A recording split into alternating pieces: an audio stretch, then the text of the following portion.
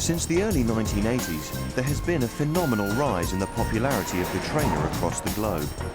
Last year, British people bought almost 50 million pairs of trainers, and 1 in 2 people now own at least one pair. Puma's representative in London is Sarah Feeney, whose job it is to hunt out the latest trends in trainers and pass them on to Tony. I mean, she's quite cool, she's quite stylish, she's got a pair of Nikes on. We do a lot of recording and researching people, researching the market. A lot of time is spent just sitting watching people go by, recording people. I talk to people a lot. I'm kind of very aware and conscious of what's going on in the magazines, what's big, what people are into, what clubs they go to, what music they like. And all of that has influence on Puma product, on trainers.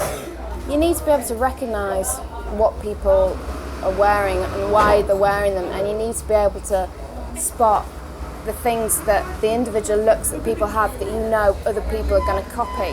Just something that looks cool, and if they look cool and if they're carrying it off, you can guarantee you that their mates will start dressing like that, and then their mates' mates, and then they'll go out to the clubs, and then somebody, the magazines will get onto it very quickly. So, and it's about spotting what's a look that's going to carry on.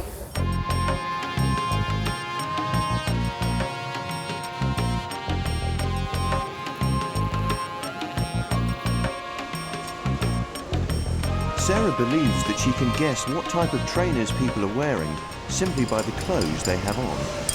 Okay, girl with a denim jacket on at the pink top, denim skirt, definitely a flat, probably old school pair, possibly Adidas, definitely not Buffalo, definitely not Vans, definitely not a kind of hiking boot thing. Yeah, she's got Adidas on. He's quite cool. He's probably got trainers on, I reckon. Might have New Balance on or something like that. I don't think he'll be having Buffaloes or Vans or anything like that on. Yeah, he's got New Balance. There's whole different groups of people that wear trainers, and they all wear certain kinds of trainers. And in 12 months' time, they'll basically be the same people. They'll still be into the same things, but everything evolves. And you have to kind of instinctively know that as well, because and you have to be quite brave and quite bold about what you think as well. Sometimes if you convince people enough, they'll believe you anyway, just because you're so confident about it. And maybe in a way that's how trends start. It's just whoever's the most charismatic or the most influential will filter down. So a lot of what I do sounds quite easy, and it would sound like anybody could just go out and do it, but there is actually a bit of a science to it. Does that sound too improbable? On average, Tony has to come up with design ideas for 2 new shoes every 2 months. He has come to London for inspiration, as Britain is one of the trendspotters' favourite hunting grounds. I hate the Do you collect trainers? No, I collect mine. But basically after I wear them, I stick them in a storage lot because for some reason I just can't throw them away. I find it blasphemous. So I have a storage space downstairs in my apartment. It's all filled with my old sneakers. But I don't even wear my sneakers right now, which is depressing. I can't even be bothered to wear because I don't like them right now. I only like the ones that are coming out, which aren't in my size yet. So I am always left in the cold, and no matter how much I try to convince the factory to open the sample in my size, some person tends to always shoot me down. I'm alright, I've got sample size feet. Oh, I would literally cut off my big toe for sample size feet, but I think God knew that I'd be in trouble if I had sample size feet. What size are you? 10 or something? 10.5. Well, UK it's a 9.5. Yeah, you're never going to get 9.5. No, seriously, I mean, Imelda Marcos wouldn't be second to me. Would be second to me if I was sample size. And plus, I would never leave the house because I would never be able to figure out what shoe to wear. A whole new industry has grown up analysing current and emerging trends. One of these companies is British-based website WGSN. Everything we do goes live as soon as possible on the internet, and brands and retailers all over the world then access it from the desktop.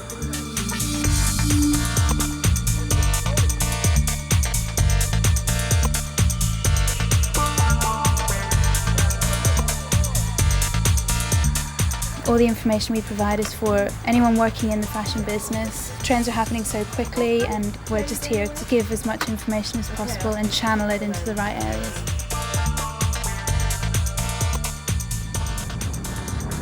Excuse me, can I talk to you for a couple of minutes? I work for a website and I'm doing a feature on trainers and what people are wearing. Do you mind, do you have 5 minutes just to talk to me about what you're wearing? And what have you got on today? I've got Nike. Why did you buy those particular trainers? It was just trainers out at the time. Yeah? Yeah. How many pairs of trainers do you buy a year? Yeah, it depends really. I try to buy at least 3 to 4 trainers every 2 months. Wow, that's a lot. Well, it's not that much. Yeah? Yeah. And what about, how much would you spend? What's the most money you'd spend on a pair of trainers? Well, my last trainers I bought was 160. God, that's a lot of money. Yeah.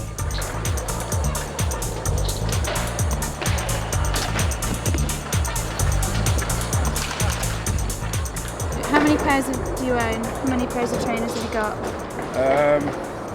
Well, it depends.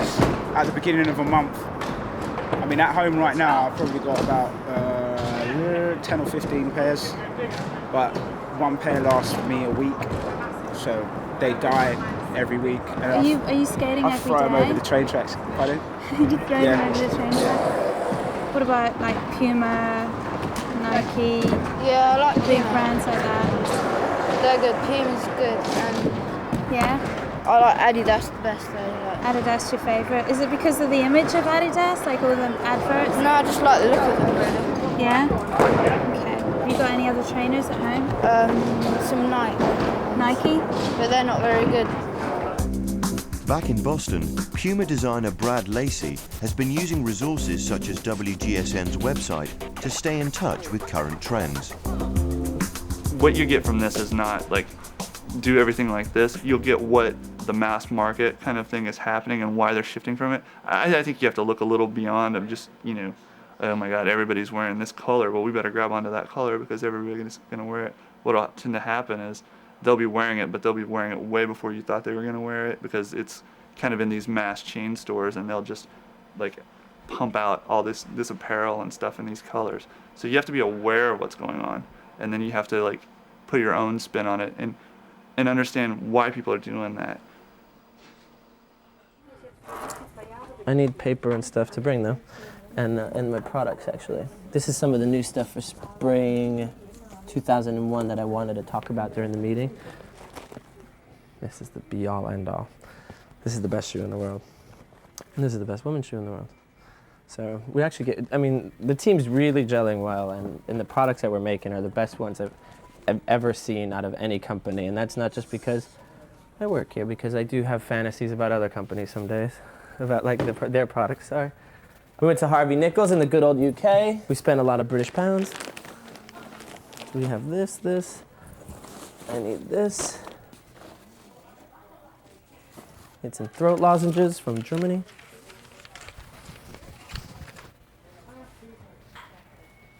With his research trip completed, Tony is back to tell the design team his plans for the new collection.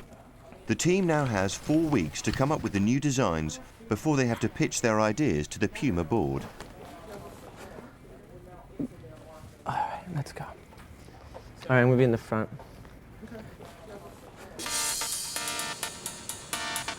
To get inspiration for designs and fabric for both the Safe from Harm shoe and the slippers, the team heads off to Boston's Museum of Fine Arts. You know, if you were like 1,000 years ago, this is how you would design armor for your body. And it's like, how do you do that for 2001? Yeah, but this is also to scare the bejesus out of people. Well, isn't that part of what you're talking about too? I mean, it's like intimidation. I don't know. I'd just like to wear it for a day. You'd have to shrink. I mean, what's so amazing to me is like they're like little tiny guys. There's that company, Kenzo, who their ads look like it. It's like modern day samurai, but I don't know if they'll ever pull it off. But Brad, you should find the print. Yeah, the room with the prints. But I mean, this stuff is nice if we did like this kind of detailing, but Well, when you see it, you'll know what I'm talking about. I mean, it's just like, there's I a don't lot wanna- of movement. I don't want to be like acupuncture, like I said. I'll show you the shoe. It's like the geisha. It's got the geisha's head on the shoe. I want to see like a good one with like a pretty dragon or something. These are like giant screens with dragons. Look at this, is all woven. Oh, this is cool. Yeah, this looks like the same. Oh, it's beautiful stuff. There's just meaning in all. Yeah, it's like exactly what you'd want to put in the shoes, yeah?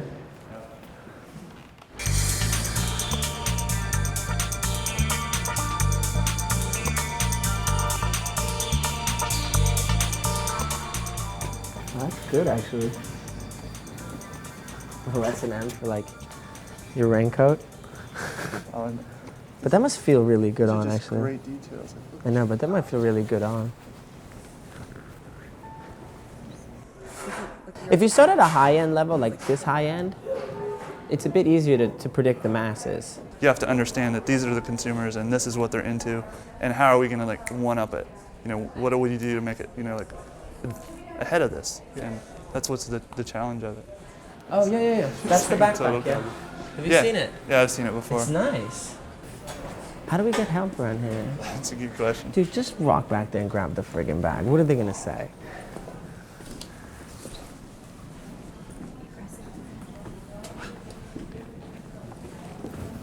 Look how good this thing is.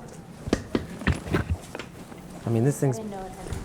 Oh, this thing is like bulletproof, I'm telling you. Check it out. It's like... You unclip it, but check it out, yeah? It is. That's what the shoes gotta look like, yeah? Look at that. You got all your Filey packs and stuff like that. So you slip your laptop behind there. You got some place to stick pens and CDs and whatnot. And then you seal it. The challenge is going to be where do we find a plastic that, like you said, we can last, because this is ABS, and there's no way you can... Flex ABS. But Yeah. take off your coat. Your coat's lighter. Feel how good it feels. I've had the thing on, like I was trying to jack it from the store in France because they had the smaller one. I was like,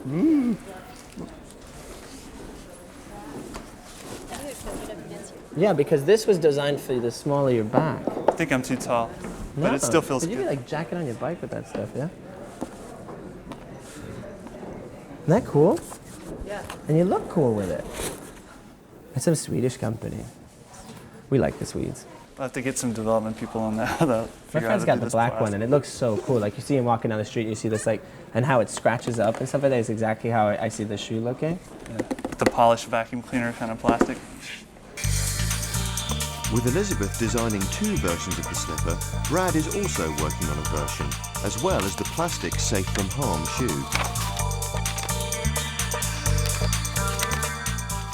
Since we talked with Tony the last time, he kind of like sets the stage for what we're gonna create. The first thing, we go through and do a lot of just hand sketching and just, here we go.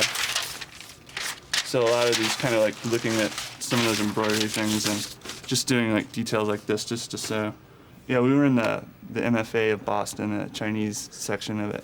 They have a lot of screens and tapestries, and the level of detail, like just how somebody painstakingly went around and painted all these little tiny details, and we're trying to get some of that across, and we're trying to find some materials with the same kind of paperiness. And after we've kind of met about these drawings, we'll decide, okay, that's the direction, we need to tighten it up, take this part from this one, put it on this one, and then we'll go into the computer and just what we'll do is scan in our sketches and then just kind of redraw them in the computer and render them, just make them look realistic, presentation type drawing.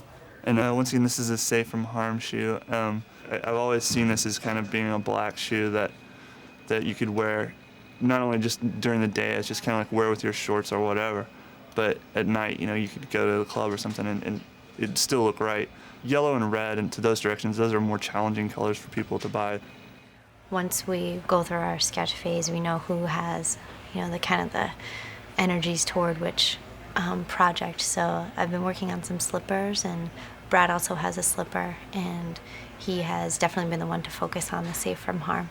So it's been interesting to watch it progress and, you know, kind of work on different things at the same time and come back together and take a look. And the separation is very cool, though.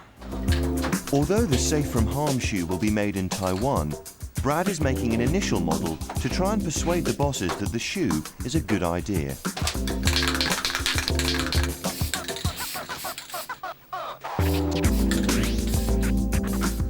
designs, the slipper and the Safe from Harm shoe, now have to face their first round of criticism. Tony must get approval from the rest of the Puma board before he can take the shoes any further. So I'll start off with the Safe from Harm shoe. A shoe that's molded plastic, and then it's basically gives the sense of while you're out in the street that you're protected from the elements, like whether you be on a subway, whether you be a bike messenger. It's about urban protection from whatever it is in your daily life. And what I did, I brought this model for you guys so you can kind of see how the part would be constructed. You see what? That's the problem. I see that's better. What did you say? He said that's the problem. He sees it too well. Basically, what you have is a toe cap and a quarter piece, and this tongue. And these are elastic, so as you walk, you can still have that room for flex there. And this is soft underneath here. And we'll sample it in the UK 9.5. No, we won't. That's what you want. But I don't want Martin to wear it. He's gonna have them. You're gonna be there a year later looking for your shoes again, Tony. It has to be literally like an animal's shell, where it's crusty on the outside and very soft on the inside. When you put your foot into it, you can't feel like it kind of looks like it can't look like it's gonna hurt and then hurt. It's got to look tough and feel soft. Yeah. It's just kind of like the motorcycle helmet. I think is the only way we can really figure this out. So exoskeleton. Right, exactly like an exoskeleton. So thinking of success and how can we follow that up in the fall season, we want to keep that novelty approach to our footwear. We have enough really serious products through Platinum and Black Label, and I think that the monos and the greens and the sandals need to be a little bit more lighthearted and easy to follow up on. Our new idea that we'd like to do for the fall version of the sandals is slippers, as in bedroom slippers. In a manner of speaking, the way we see it is this, is there's always room for a hush puppy in the marketplace. There's always an interest in that type of product. Novelty footwear sells, especially if it's branded. It brings a bit more interest in terms of a growing product field. We felt, let's take certain design elements and aesthetics, that we get from sandals and we get from general lifestyle consumer, and now let's put it in a shoe that he can use in the fall. Kids wore slides, kids wore clogs. What's the next, let's say, popular footwear statement that a young consumer group can make? So we thought slippers. So I think you guys, they're cheap and easy to make. Come on, Pat! Hot, easy money, Pat! Look how pretty they are. You would sell millions in China alone, okay? So I guess thinking about this, it's you've been out in your Safe from Harm shoes. So you've been out in your Safe from Harm ass-kicking shoes all day long. So now you got to come home and slip into something sexy. So looking at those, those are street fashion. When you say bedroom slippers, that was your typical, You're not doing just an average, inexpensive bedroom slipper. You're doing something that's special. Right, but you undersold it, Tony. All right, good. I'll take that cue and run with it. No, the main thing is once again, I'm going to say a dirty word right now, and packaging, in terms of the packaging of the sandal and everything. We saw it being a clear rectangle box. They pack flat. Ideally, one day we wanted to make a Coke machine that sold Puma Clydes. Maybe we still will do it. But the problem was, of course, sizing and size of machine and ability to distribute it properly. But this is something that you could sell out of a vending machine. The ideas that come jumping to the head to keep a very young and whimsical part of Puma alive and keep it progressing. I definitely think that we can have a lot of fun with this.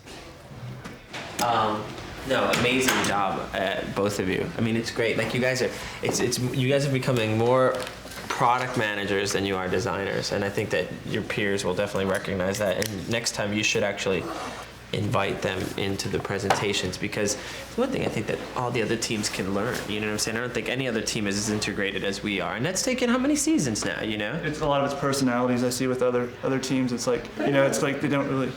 Yeah, but it took us a while to kind of grow together, and everybody's we did really good there, almost too good. So basically go home today. Don't even come, just go home, get in the fucking car and go home. But if you decide to come in tomorrow or whatever, the next day, no rush, but make sure you get your shit done.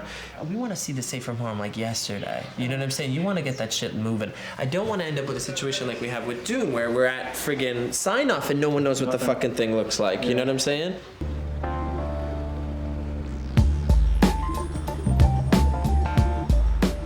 greatest companies in the world always had that one person that you can pinpoint it, and they're like, you know whose religion they're chomping on. Whether it's the thing for Puma, that's one thing, but just for me as Tony, that's what I know. So that's the only thing I can say.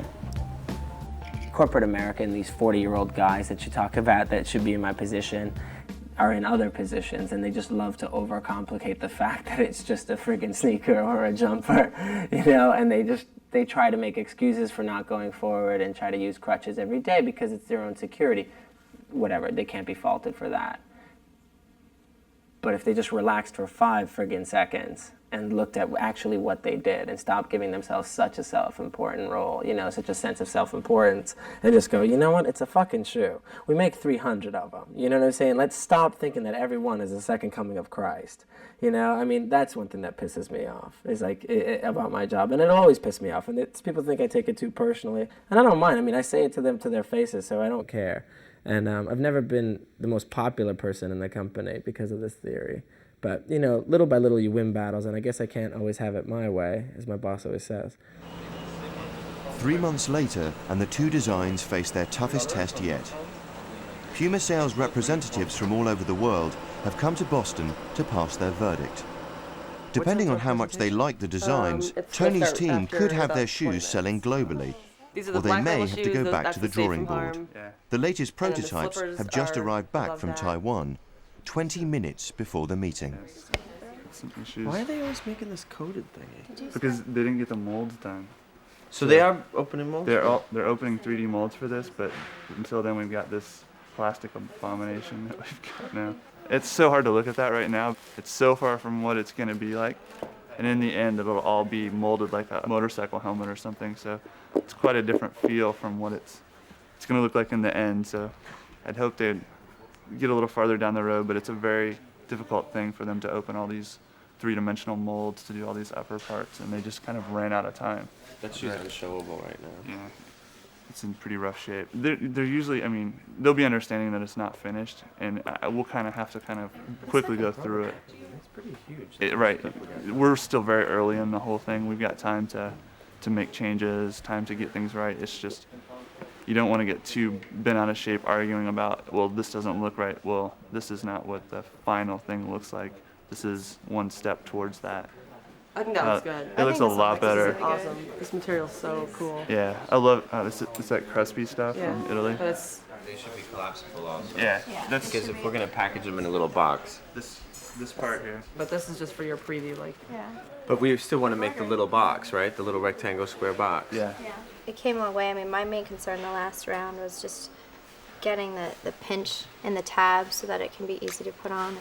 And they did a really nice job with the embroidery so far.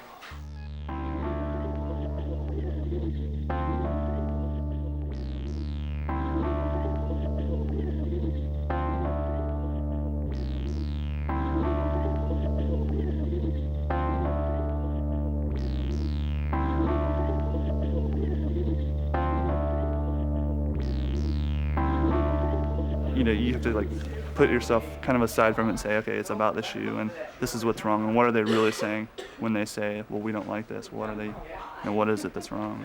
I think most importantly is that, you know, we're able to keep faith. Yes, it will get there. It will. Yeah, you get like thick skin really quick as a designer. If you don't, you're not going to be able to do it very long. So if you start taking all that stuff personally, you're a wreck. All right. Go. My boss has gotten used to it now.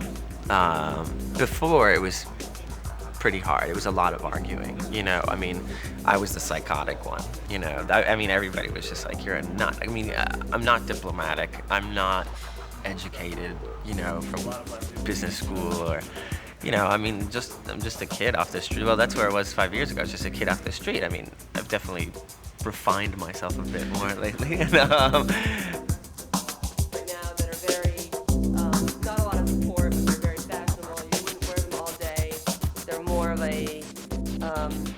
Casual shoe that you'd wear for a couple hours, but they're not meant to be truly expensive either. They're meant to be. I wouldn't wear them out. You know, if you wear them outside for a couple months and they get wet and everything, I'm sure they'll fall apart. I don't think they're meant for that. But which one? Do you like? I mean, you got like 3 different styles here. What's your plan, Joe? To reduce. Well, I think you need more than one. We know that. Okay. I don't want to have 3 slippers that sit and people buy only one of them either. So I think a safe way is 2. Once we pass them around, I need to get a survey on. Well, the question is again: do you want to bring 2 first, 1 later, and do you like them or do you? Yeah, I particularly like this one the best because it just makes you touch it. There's something about it. That material, the crusty material. If you put them all 3 down, I bet everybody would touch that one first. Great. I would probably just do 2 colors of the one style and then just Okay. save the other ones for if it's a smashing success. Okay, so we'll do another colorway of this, whatever the material That's good. That one looks color comes in, but we'll just go with 2. Turn the toe over, it looks pretty. They were put under their table for now. No, they, wisely so, we decided to go with Brad's slipper. Even before the meeting, seeing the second prototypes come back, they just were telling a different story than what Brad's was. I think they, as much as these spoke for a more comfort story and more, sleepy time slipper, I think that they were, and rightly so, concerned with the branding. I like to see the form stripe on the shoe, and his just came back tight. It looked beautiful. This is our branding, the Puma form stripe. So on the 3rd slipper, it has a very dominant form stripe on it, and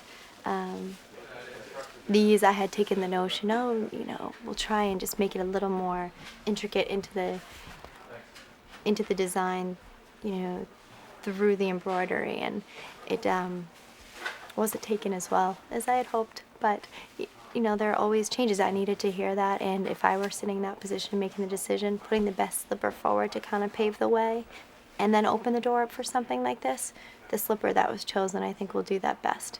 And now back to the drawing board.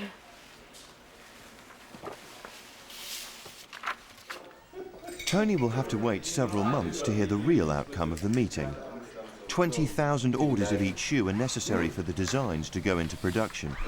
If the orders don't come through, Puma will have wasted thousands of dollars in development and months of the team's hard work. In the last 2 months, I've done about 60,000 miles. And then I came home, and then I went 3 weeks in Europe. I went to New York on Friday. Now I go to Cologne and London tomorrow, the same day, and then Milan, and then back to Germany, and then back home. Like a joke. But all in that bag. That's it. It's just that one bag for 14 days, I think I'm gone now. My love life is non-existent. You don't meet many people on planes, because the last thing you want to do is make friends on a plane, especially on some of the carriers I fly. You just don't want to make friends. You just Walkman, eye shades, and try to get through the night. Bedroom slippers. That's great. And it's still got It's a just little made bit of paper. No, it's this kind of neat little plastified nylon, it's kind of like a wax finish on it. That's brilliant. And it's like quilted. The thing is, they're going to be packaged in these little kind of cigarillo boxes that are, really Are nice. these actually slippers? Uh-huh. Just make that a little bit thinner, and we'll have that on a street as well. That's brilliant. Thicker, you mean? Yeah, just slightly thicker. Yeah. Well, the thing is, it's not going to have a heel counter, because I want it to be a collapsible, because the shoe's got to have to pack nice and Gold flat. and red. Gold, Emperor red, Chinese. Fantastic. Do you like the contrast stripe? I wanted to use a tonal form stripe. Oh, I like that. Do you? That's cool. What do you think? It's good. Cool, like little embroidery. Gets the thumbs up from the Offspring crew. Woo! No, that's no, I love that. That's no, really but nice. the toe roll is going to be good, and it's just finishing the blocker a little nicer. Well, you can even bring it further back if you have to. The thing is that I'm just worried about when people fit it, what I'm saying, some people's got some nasty toes that are going to pop out and deform the shoe. So I just got to make sure that it's going to be all right. Homer Simpson toes with those it's like a big ass knuckle sticking out of my slipper. Bunion and a No, but the slipper thing I think is actually going to be pretty hot. So, yeah, it is. But everyone's going to be kind of like Hugh Hefner this is lounging. an updated Kung Fu sneaker. Yeah. Yeah. Endless variations on that as well. Super. That's brilliant. It's almost going too well. Yeah. You still want to go though, isn't it? Exactly. All right, this one's like 40 to 50% ready. It's just the molds weren't finished on the shoe. Is this where I say this is crap? Yeah, this is, I don't know if this shoe's gonna be for you. It maybe will. All right, let me explain, okay, what this shoe's gonna be. It's gonna be actually ABS plastic. Right. It's actually gonna it's gonna look like a motorcycle helmet, to be honest with you. You know, this is just sheet cut and stitched by hand just to see what the upper pattern looks like. But we're actually cutting the molds now, and in 3 weeks it should be done. So basically, you're gonna have 1, 2, 3. I'm not so certain about the shiny stuff. I think the last is fantastic. I think the design is fantastic. It's crazy. It's called Safe from Harm. I like it a lot. I think it's and I really like the ergonomic. No, the ergonomic toe is what makes this shoe, especially if you see it from when it actually gets finished, and it's gonna be plastic. You know, it's gonna have a really kind of. For me as well, though, that'd be a perfect one just to put into leather as well. But then maybe you launch it in that and then the leather afterwards. Yeah, I mean, the main thing is that's a great. I need to get design. pairage at first behind the plastic because, like, let's say the factories right now. I mean, they're injecting a whole shoe. They think it's the most insane thing they've ever done. So far, so good, mate. That and that is huge money makers. This, like you say, is elitist statement product. It's just but then you need that to make certain that they're going to go. I'm actually happy about the slipper. You know, I think the way he saw it was much. I think that's one of the things you didn't expect. Those things I was telling you about. I didn't expect him to be so enthusiastic about it. I thought I would have had to sell him on the idea a bit more. And I mean, obviously I felt comfortable enough to tell him about my crazy vending machine idea that I've had for so long, and nobody really knows about it. But I really want, to have some sort of unique way to people to buy and interact with the product. The Safe from Harm, it's typical. You know, you're telling the person this, that, and the other thing, like the theory of the shoe and how it's going to be constructed. And they're like, yeah, but it should be leather. There's no need to make the shoe in leather. Otherwise, it's not the Safe from Harm. It's just a sneaker. So I mean, that's one of those in one ear, out the other kind of comments. 2 months later, the final prototype has arrived. Elizabeth and Brad take their designs to street level to hear what the most important person of all, the potential customer, makes of the shoes. Yeah, this is a slipper, basically. Bedroom slipper? Yeah, like a house slipper kind of thing. And we're trying to work on the inside and make it a little more comfortable, but just the look of it and the feel and the idea of Puma having a slipper. Does it make sense to you guys, or we just? I think it's ridiculous. It's ridiculous? Yeah. They're probably going to be hot today, but they're actually going to be a little softer on the inside in the final version. Right now, it's just a prototype. I would definitely win. Something that's It's cool. nice. It's kind of sexy. Sexy looking? I think it's kind of sexy.